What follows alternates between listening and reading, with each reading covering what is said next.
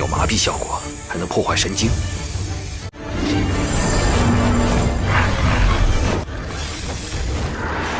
林静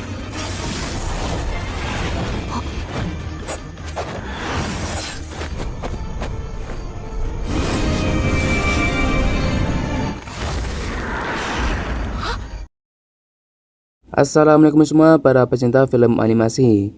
Bertemu kembali dengan saya di channel One Mas Movie. Jadi kali ini saya akan melanjutkan animasi Solan season 1 untuk episode ke-7 sampai ke-8. Dan untuk kalian yang belum menonton episode sebelumnya, saya sarankan untuk nonton terlebih dahulu. Dan linknya sekarang sudah saya sediakan di deskripsi. Dan pada episode ini menceritakan saat Tangsan bersama Sang Kuragung melakukan petualangannya di dalam hutan perburuan roh dalam misi pencarian cincin jiwa yang sesuai dengan Tangsan. Namun di sini kejadian naas menimpa Guru Agung. Beliau terkena gigitan ular mandrake yang sangat berbisa. Sampai-sampai beliau sudah tak berdaya dengan racun di dalam tubuhnya. Dan bagaimana cerita selanjutnya? Apakah Sang Guru Agung dapat sembuh dan pulih kembali? Dan di episode sebelumnya, Tangsan bersama Sang Guru Agung telah sampai di pintu gerbang hutan perburuan roh yang begitu megah dan dijaga oleh puluhan pasukan bersenjatakan lengkap. Setelah melalui pengecekan berkala, mereka pun diperkenankan untuk masuk. Karena hanya orang dengan jiwa penyihir yang diperbolehkan masuk dan berburu di hutan tersebut. Dari sinilah awal pertama kali Tangsan berburu binatang roh untuk diambil cincin jiwanya. Mereka berdua berjalan dengan penuh hati-hati sekaligus waspada. Karena dalam hutan tersebut terdapat banyak sekali hewan roh yang sangat ganas dan beringas yang dapat dengan mudahnya mengancam jiwa mereka berdua. Dan sesampainya mereka di suatu tempat yang cukup aman, Sang Guru Agung mengeluarkan binatang Martial Soul miliknya yang sangat imut dan lucu.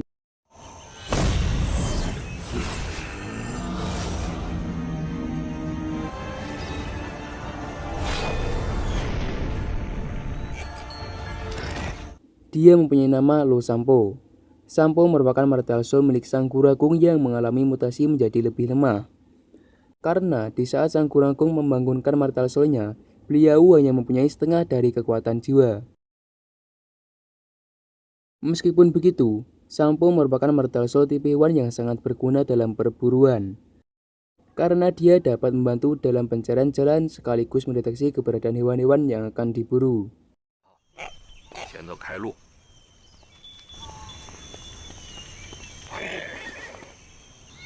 Dalam perburuan ini, Tangsan memperoleh banyak sekali ilmu baru dari Sang Guru Agung, yang salah satunya di saat mereka mendapati pohon bambu, yang dapat berfungsi untuk diambil cincin jiwanya, yang terkenal dengan ketangguhannya, dan sekaligus mempunyai pertahanan yang cukup bagus. Hanya saja bambu itu baru mempunyai jumlah umur yang sangat singkat, sehingga tidak sesuai dengan level tinggi yang Tangsan miliki. Dan di saat inilah Sang Guru Agung memberitahu kepada Tangsan akan perbedaan warna pada cincin jiwa setiap binatang yang dapat menginformasikan jumlah umur dari hewan tersebut jika dilihat dari warna cincinnya.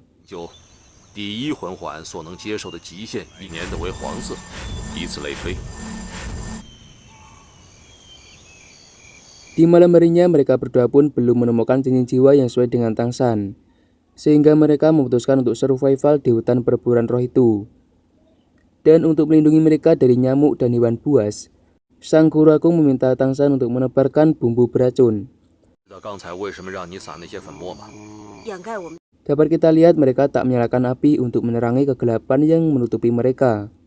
Karena hal itu mereka lakukan untuk menghindari jiwa binatang yang sangat kuat dan menyukai cahaya dari api.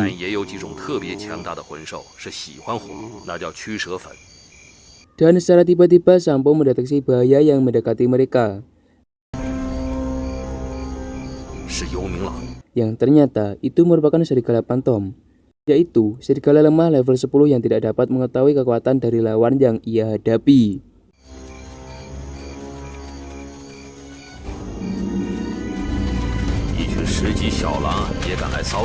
Kemudian Sang Guru Agung meminta Tangsan untuk tetap diam di sampingnya, dan beliau mengaktifkan kekuatan Martial Soul-nya yang berupa kentut dengan kekuatan bledek.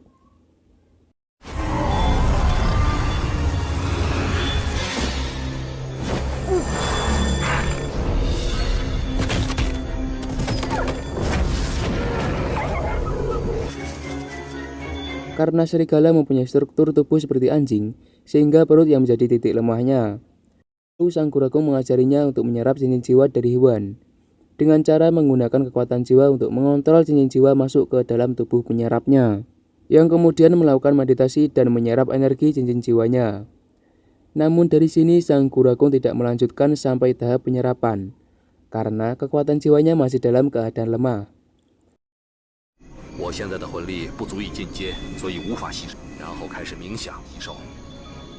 Dan perburuan mereka tidak berhenti sampai sini, karena tiba-tiba Sampo mendeteksi kembali binatang roh yang berdatangan dan mendekati mereka dengan kekuatan hewan roh yang lebih besar dari sebelumnya. Dan inilah ular mandrake, ular yang mempunyai racun yang sangat berbisa dan dapat melumpuhkan korbannya, bahkan sampai menghancurkan saraf si korban.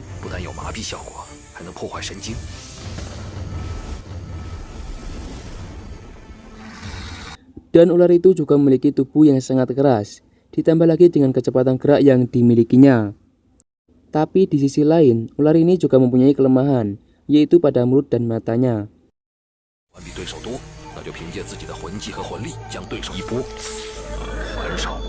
Dan sang kura-kung kembali lagi menggunakan martial soul-nya.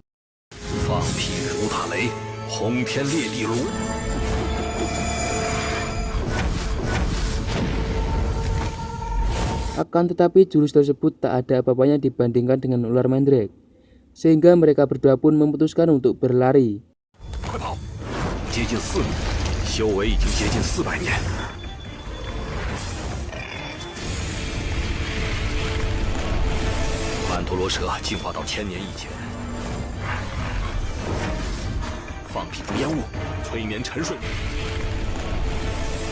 Dan nampak di sini Sampo terkena gigitan dari ular mandrake yang terkenal dengan bisa racunnya tersebut. Lantas sang kura-kung langsung menyedotnya kembali ke dalam tubuhnya.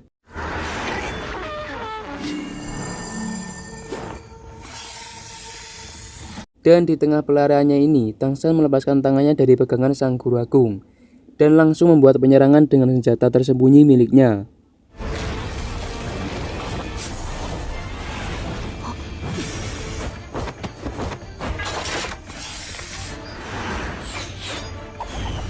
Namun serangannya ini tak sedikit pun membuat ular itu tergores, sampai pada akhirnya dia mengeluarkan belati dari sarungnya dan langsung menusukkannya pas mengenai bagian kelemahan dari ular tersebut.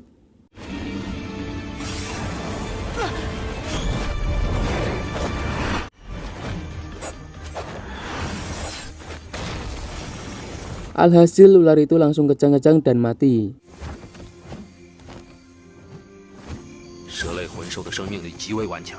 Dan setelah itu sang kura-kung langsung meminta Tangshan untuk secepatnya melangsungkan penyerapan. Tapi sebelum itu Tangshan dibuat bingung, karena dia mempunyai tipe martial soul berupa tumbuhan, bukan hewan. Kemudian sang kura-kung langsung memberikan teori hasil penelitiannya. Jika martial soul tipe tumbuhan tak hanya bisa menyerap cincin jiwa tanaman, tapi juga bisa menyerap martial tipe hewan. Namun yang demikian itu tak berlaku bagi martial soul bertipe hewan.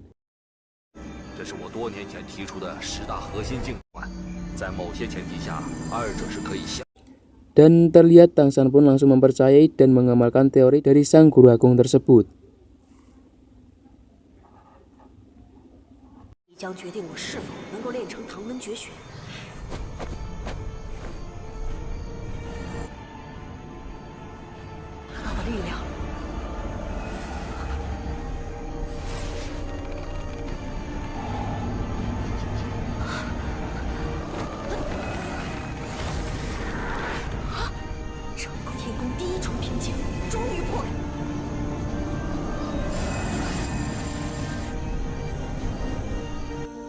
Dan sampai tahap penyerapan akhirnya berhasil ia lalui.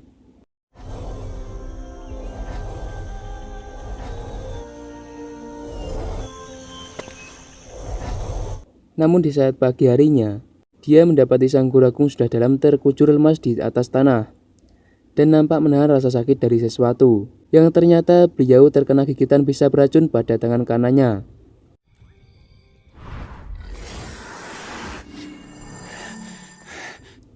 Lantas kemudian Tangshan langsung melakukan tindakan darurat. Dia mencoba mengeluarkan racun di dalam tubuh sang guru agung dengan ilmu yang pernah ia pelajari dari ayahnya.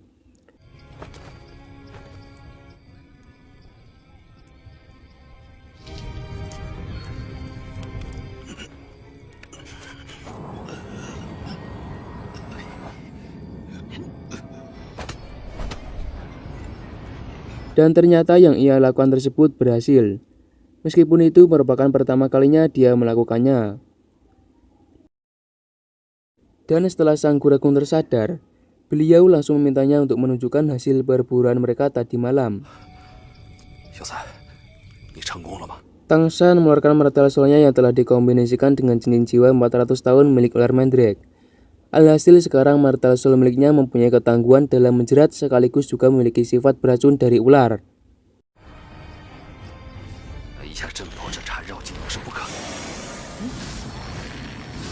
Setelah itu sang guru agung mengajaknya pulang ke akademik. Dan singkat cerita mereka berdua telah sampai di kamar sang guru agung. Di sini sang guru agung memberikannya sebuah buku yang berisi hasil penelitian beliau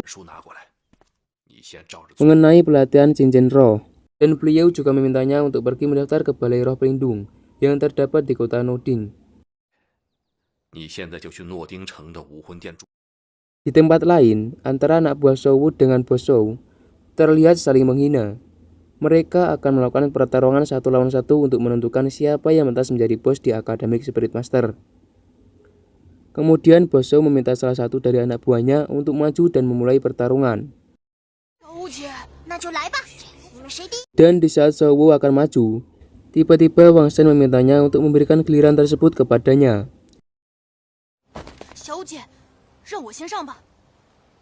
Akan tetapi dalam pertarungan ini, Wang Shen sangat gegabah dalam menghadapi lawannya tersebut.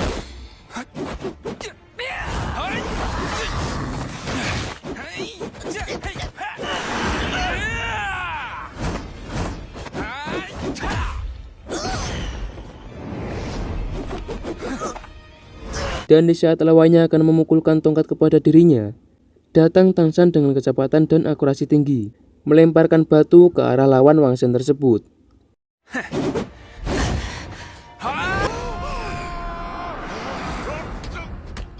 Dan melihat kesempatan itu, lantas Wang Shen langsung melanjutkan serangan terakhirnya, yang membuat lawannya tumbang saat itu juga.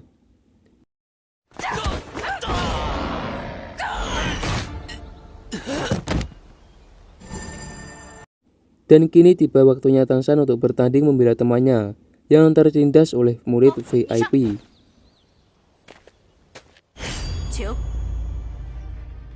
Dengan mudahnya Tang Shan membuat lawannya langsung terkapar di atas tanah, tanpa dia harus mengeluarkan kekuatan rohnya.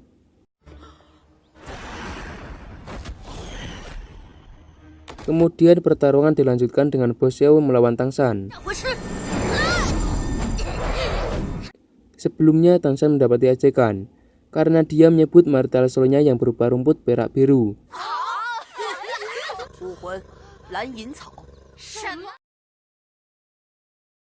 Namun, ketika ia menyebut Master Roh alat dengan level 11, semua langsung dibuat heran dan terkejut.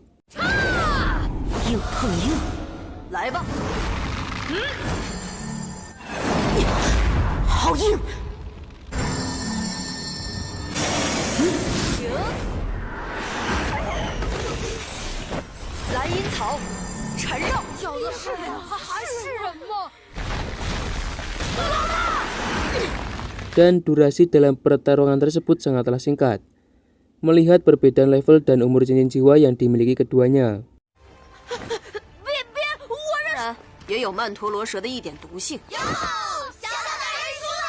Yang pada akhirnya bos Xiao mengaku kalah dan menyerahkan posisi sebagai bos sekaligus ketua di Akademik Noding kepada Shou Wu.